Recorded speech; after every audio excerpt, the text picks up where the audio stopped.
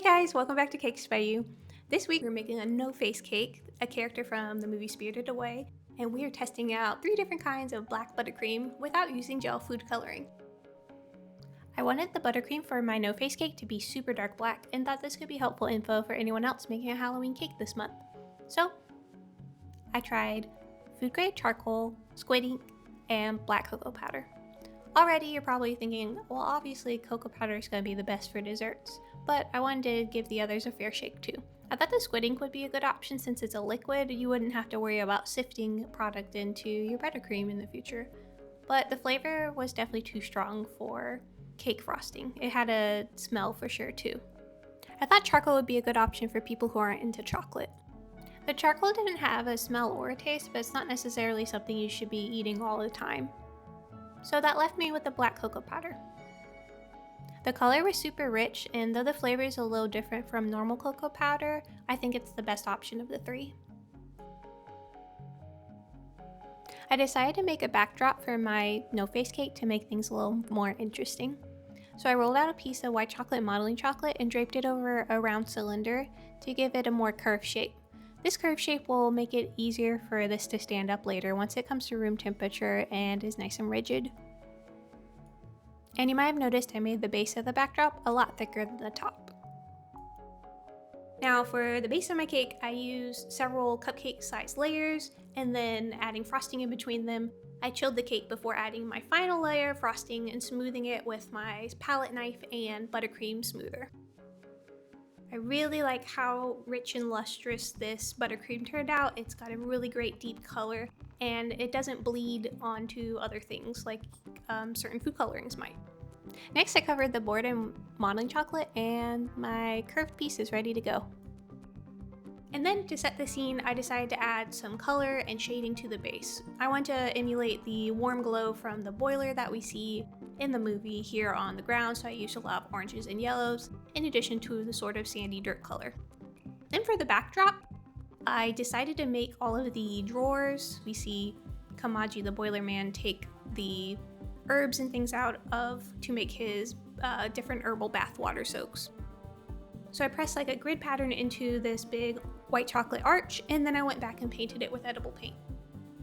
After I painted it, I realized I forgot one of my favorite features, which is the little holes at the bottom that the Soot sprites come out of when they're ready to work. So I went back and added another little layer of white chocolate modeling chocolate, painted it to match, and then added the little holes painted in black edible food paint. I considered carving them or making indentions, but just went for the 2D look instead.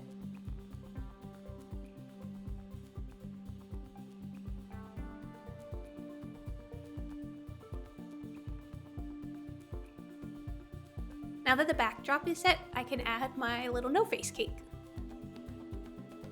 After placing him, I smoothed out the little fingerprints, and then I went about making his mask while the buttercream was still soft so I could add it without having to press it into chilled buttercream. I decided to go with his sort of happier expression that we see him wear at the end of the movie after he's friendly, rather than his sort of creepy, vacant expression that we see throughout the middle of the movie when he's being spooky and scary. Because in my imagination, although he wouldn't return to the bathhouse because it affected him negatively, I just imagined him coming down and being friendly to all the Soot sprites and tossing the candy out to them as though he became a spirit of giving instead of greed. Then I decided to make the basket that we see Lynn carrying the star candies in. I made it out of modeling chocolate, added some shading, and then I added the star candies in, which I found at Daiso for about $1, which was cool. I never had them before, but they just taste like sugary rock candy. Then for the Soot sprites, I just made little tousled balls of black buttercream. I propped some of them on sprinkles that I had inserted to the base just so that the base of them wasn't like super flat. The buttercream had something to cling to so that they had a more rounded appearance. Then after that, I added tiny flattened balls of fondant for the eyes, and then used a stylus to make little pinpricks of black edible food paint for their pupils. And they had that sort of big, goofy, cartoony look to them.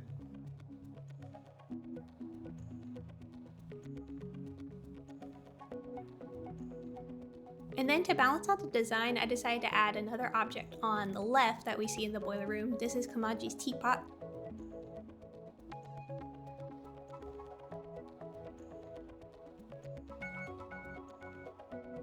I used some gold paint and then followed it up with a bit of brown shading.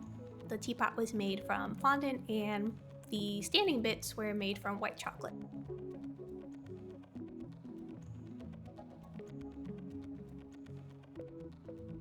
Now all that remains is to add some of these star candies. I put some of the Soot sprites like holding them, and then other ones scattered around as though No Face had just like tossed a handful of them into the air. So instead of holding like his fake gold to entice people, he's down here, you know, ready to give out candy, like he's got trick-or-treaters coming and all the Soot sprites are partying and being excited.